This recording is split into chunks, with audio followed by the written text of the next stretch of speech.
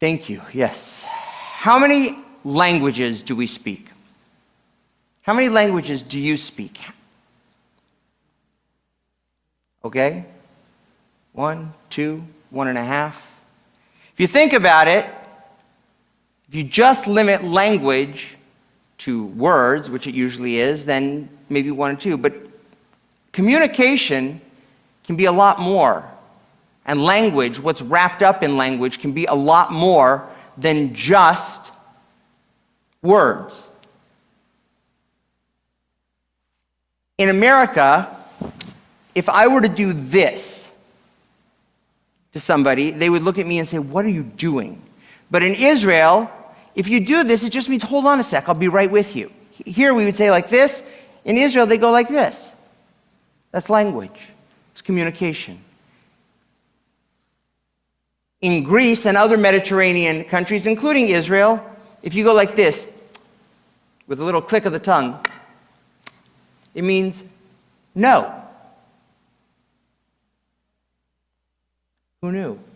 And we know, many people know that if you slurp in America, people are going to look at you. But if you slurp in Japan, well, it's a misnomer from everything my quick Google research said. It doesn't mean that you appreciate the food, but it is not rude to slurp in Japan.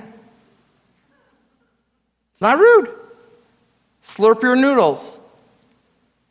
So language, or more importantly, communication, is obviously more than just the words we speak.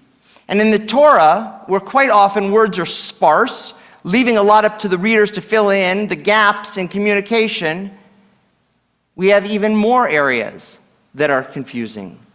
But this week's Torah portion brings another layer of complication to the confusion that we might normally find in the text.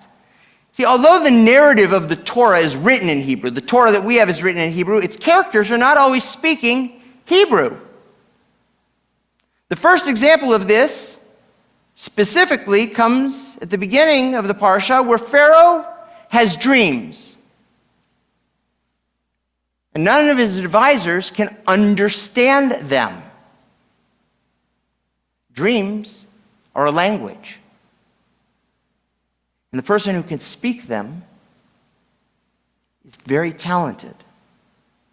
As a backdrop, I remind you that last week Joseph landed in prison, and Pharaoh's cupbearer and baker were both in prison with Joseph. And one night each of them had a dream. And when Joseph sees them the next morning, they look troubled. He asks, "What's wrong?" They said to him, "We have dreamed dreams, but there's no one to interpret them." Vayomru elav chalom chalamnu ufoter ein oto. Vayomer aleim Yosef halo lelokim potronim. Poter. So the cupbearer shares a vivid dream with Yosef, who responds immediately, "Ze pitrono." This is its interpretation, and then proceeds to explain the meaning of the details in the dream. The baker's impressed and says, "Ki tov patar," for you interpreted it well, and asks for an interpretation of his own dream. Again, the dream has an intricate visual description. Joseph responds and says, "Ze pitrono." This is its interpretation, and gives a less favorable reading of the dream. But both of Joseph's interpretations turn out to be correct. The cupbearer is restored to his post, the baker is hanged. Ka'asher patar lahem Yosef, just as Joseph had interpreted them. Parashat Vayeshev last week closed with Joseph well established as a skilled dream interpreter, a reader, a speaker of the language of dreams. As our Parshat Miketz begins, Pharaoh is now having dreams on his own and awakens agitated, and once again, ein poter otam. There's no one to interpret them. The cupbearer, released from prison, remembers Yosef and tells Pharaoh the story of the interpretation that Joseph gave in prison, concluding, "Kasher patar lanu ken haya." Just as he interpreted him, so it came to be. And then everything moves quickly. Boom, boom, boom, boom, boom. Pharaoh recounts his dreams to Joseph. Joseph interprets them. Everyone's pleased. On the strength of the interpretations, Joseph thrusts into power second only to Pharaoh, sets up the country because he was a good interpreter. The word, having been translating as interpreter, interpretation, comes from the Hebrew word patar, pei, taf, resh. And remarkably, the two scenes in which Joseph gives interpretations in chapters 40 and 41 are the only places where that root, pei, taf, resh, is actually used in the entire Tanakh, the entire Bible. Right here. That's it. Joseph is therefore not just a good interpreter, he's the only one recorded in the Tanakh. It's here that Joseph's role as the ultimate communicator begins to shine through the layers of emotional turmoil he's experienced through his life. There's something about his life experiences that allow him to understand his unique ability to not only understand and interpret dreams, but to harness the power of communication between people to achieve greatness. Joseph, because of his mastery of languages, acts as the ultimate international statesman. To be a statesman in the ideal scenario, you have to speak multiple languages.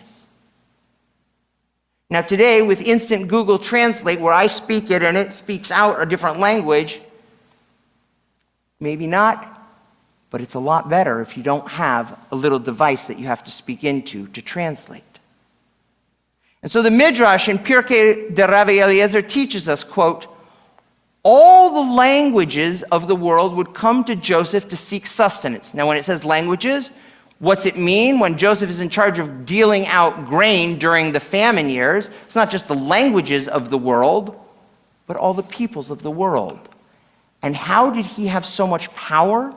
Because he could relate to them. In this reading of our verse, Joseph did not use a translator because he was the ultimate translator, the polyglot, capable of understanding every language that came before him. A parallel story in the Talmud suggests that linguistic prowess brought Joseph to power in the first place. Just before he was summoned from prison, Pharaoh's courtiers questioned whether a lowly slave could be trusted to advise royalty, because advisors had to speak languages. And so the Talmud tells us that the angel Gabriel miraculously imparted the languages of the world to Joseph before he was brought up to Pharaoh. The next day, any language that Pharaoh spoke to him, he could respond. But this is where it gets interesting, my friends. Because the Talmud says that Pharaoh and Joseph would go back and forth, this language to this language to this language to this language to this language, and all of a sudden Joseph said, Shalom, ma shlomcha. And Pharaoh said, what? And Joseph said, Shalom, ma shlomcha. How are you in Hebrew? And Pharaoh said, what? Pharaoh said, I don't know that language. Joseph said, what? This is the holy language, Lashon HaKodesh, the holy language. And Pharaoh said, teach me. And Joseph tried to teach him for years. And every time, Pharaoh couldn't learn Hebrew. Every time that Joseph tried to teach him, Pharaoh simply couldn't learn Hebrew. Pharaoh spoke every language, but he couldn't learn Hebrew.